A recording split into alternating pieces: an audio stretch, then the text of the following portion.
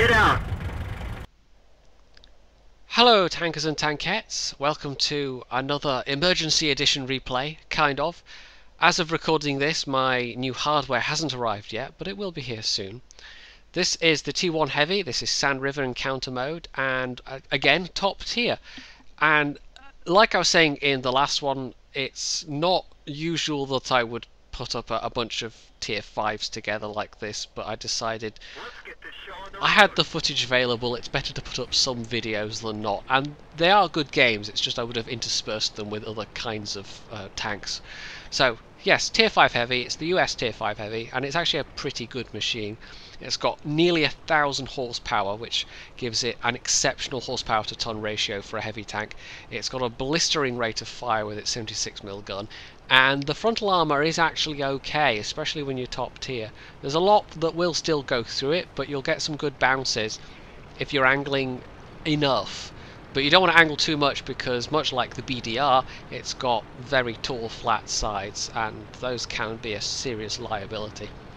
So I'm gonna push up to the northeast corner because I can get up there reasonably fast thanks to that really good horsepower per ton ratio.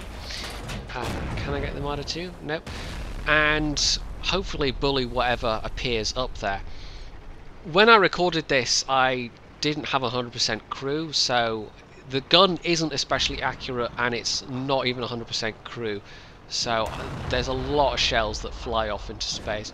Now I haven't spotted that there is a Hetzer, but now I have.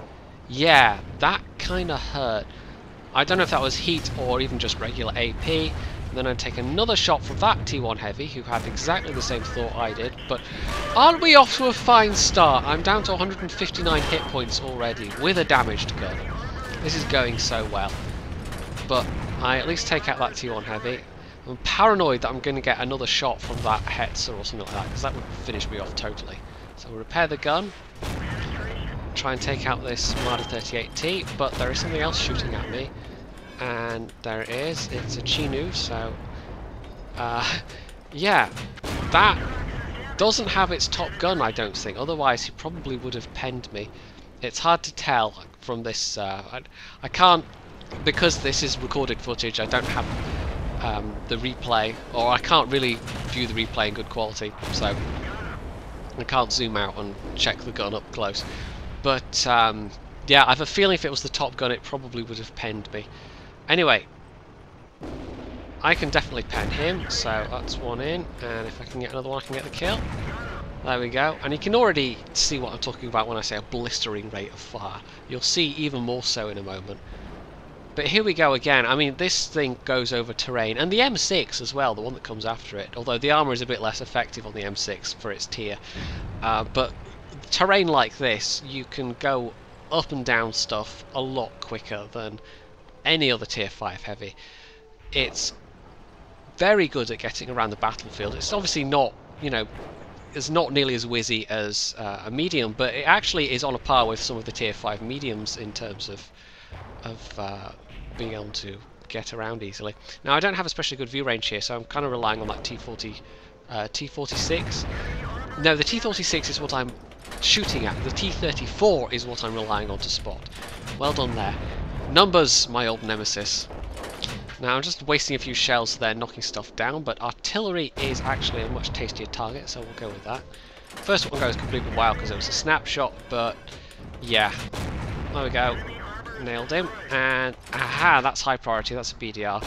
Don't think he can see me, not at this range. I won't be spotted by anything, so I can just sit back here and hope that these go in. And a lot of them do. That takes his tracks. There's one goes in, and he's about to disappear again, so I just shoot a couple more times blind. And it's a good thing that this carries a fair amount of ammo, because the rate of fire on this, I mean, look at this. 54 health, okay. And I think he's going to pop down, and he just pauses just a second, and I actually end up missing the kill. The KV-1 gets him. So I lost a lot of health in the first 2 minutes of the game, but I've now racked up a whole lot of damage myself, which is good, 1770. It was not a good start, but things are looking up a bit. However, there's 2 enemy tanks on the cap. less than a minute before they cap, before they win by cap, so that is kind of bad news. We do still have artillery though. If artillery can decap, there we go, we've got people putting some shells in. I think our T-46 actually managed to do some decapping there, which is not bad for a tier 3 in this kind of situation. If you're managing to do something vital like that, even when you're bottom tier in some tanks, you can still be useful. Although he did kind of have to sacrifice his life in order to do it. But anyway, that bought us more time, and that's really crucial. There's actually a chance I'll be able to get there now. And I might even be able to catch up with this KV-1, given how much better my mobility is in comparison. He's still got full health though, so I might let him go first. The armor on this thing, like I've said, it's pretty decent, but with 160 hit points left, I don't want to trust it too much. So what's left? There's a KV-1 and there's a Crusader. I'm actually slightly more worried about the Crusader than the KV-1, although it depends on what guns they're toting, and there's also a Stug, which is probably the biggest threat of all at this point.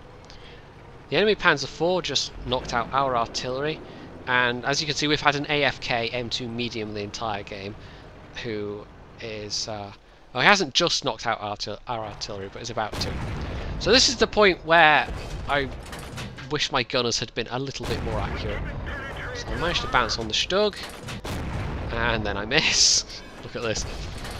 So many wasted shells, and then I hit a wall, and finally, there we go. The KV-1 hit him as well, so that was it was basically getting that tiny last bit of damage there, but I got the kill.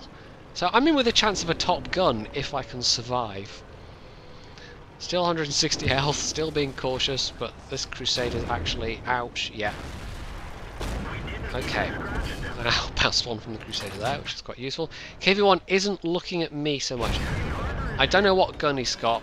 In fact, it's hard to tell even what turret he's got, but I've got perfect access to his lower front plate here, so look at this. Again, blistering rate of fire, just racking up the damage here. Down to my last less than 20 shells now, because apparently 18 is a hard number to say. Nail that guy, and I'm up to 7 kills now. And I've 75 health. You know, I've gone through most of this battle with not many hit points. I was kind of lucky in how it actually worked out, because I could have been one-shotted by quite a lot of stuff on the battlefield for a majority of the match. So the Panzer IV is still extant. I think I know where he's going to be. There's a very good chance our guys are trying to cap, and full health 82, okay. Even with the Panzer IV sitting up on the ridge where I think he's going to be, putting down fire into those guys, there's no way he's going to kill the 82. Not unless he's got the 105mm gun, but even then it's unreliable damage. On the other hand, I kind of want the last kill. If I can get that last kill, you know, I could just let those guys cap and stay safe. But this is why I'm moving around here. At this point, I want the last kill. I'd quite like a Radley Walters. And if I can get that, then, you know, that'll have been 2 videos in a row with Tier 5 Radley Walters games, which is always nice. I think I've actually had a Churchill replay from this map as well, which was also, I think, Radley Walters? I'm not sure. It was a pretty nice result. So there we go. First one goes wild. But after that, the reticle can settle completely. And bam! Radley Walters medal. There we go. So that's Top Gun, Radley Walters, and a hell of a lot of ammunition wasted. Let's have a quick look at the rest of the score screens. So as we can see, in addition to the other 2 medals, I got a steel wall. I did a pretty decent amount of damage there, 2700, even more than the previous BDR game. Although, if we look at the number of shots fired in order to get that damage, I think the last game was 14 shots fired, 13 pens. This time it was 46 shots fired, 31 hits and 30 pens. So most of the ones that connected did actually penetrate. It's just a standard mid-tier 76mm American gun, but it's the rate of fire that makes this, I think. If it was more accurate than it is now, this thing would be really deadly. In fact, I think it might even be overpowered, but as it is, it's the relative lack of accuracy that stops this from being a really overpowered machine. I also drove a fair distance there, 2.38 kilometers. I even got some base defense points, but the rest of the score is all right. You know, if I hadn't actually well, if I'd paid more attention to the minimap at the beginning there, it was there was a lot of luck involved with that. If I hadn't taken that shot from that Hetzer, I think it would have been way more comfortable, but as it was, I was forced into, well, sniping against that BDR. That was really lucky that I was able to snipe against that BDR, because if I hadn't, then there's a good chance it just would have nailed me. I don't think I would bounce a BDR shell unless I was particularly lucky. But as it was, it all worked out in my favour, and I was able to use that amazing rate of fire and do a pretty reasonable amount of damage. 2.7k in a tier 5 battle. You know, that was quite a lot of the damage done for that team was done by me alone. KV1 was next best with 938, and then it drops off pretty steeply. It's just under 300, 270, 200, 170, and a couple of people did nothing at all.